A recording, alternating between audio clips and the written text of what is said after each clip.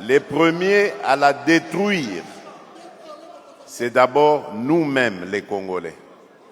Je ne vais pas vous dire ce qu'on fait, mais il suffit de circuler dans les rues de Kinshasa pour comprendre comment nous ne prenons pas soin de ce bien commun qu'est notre ville de Kinshasa. Moi qui suis un ancien, je peux vous dire que j'ai vécu l'époque où on surnommait encore notre ville Kinshasa la Belle. Et toute l'Afrique était d'accord avec ce surnom, Kinshasa la Belle. Cette ville attirait beaucoup d'étrangers. Autre exemple du manque de patriotisme, la corruption. Ce sont les Congolais eux-mêmes qui détruisent les efforts qui sont fournis pour rassembler, mobiliser davantage de recettes et construire ce pays.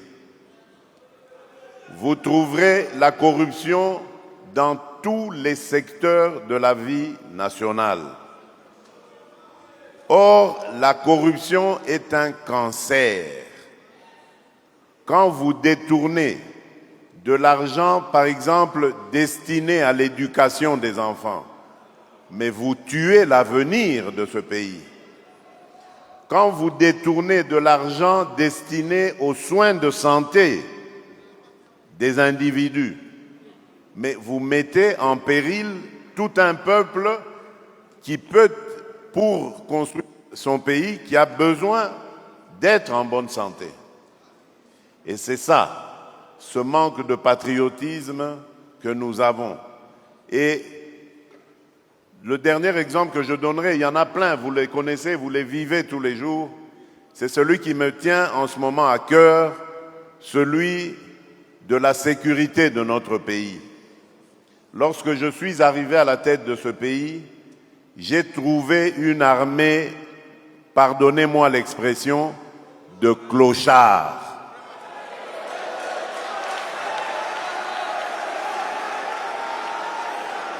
Je vous dis très sincèrement, j'avais une admiration sans faille pour nos militaires, mais les militaires de troupes.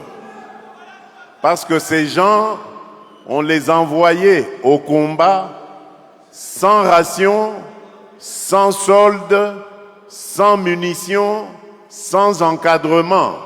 Et on leur demandait de faire des miracles. Et il leur est arrivé de faire des miracles.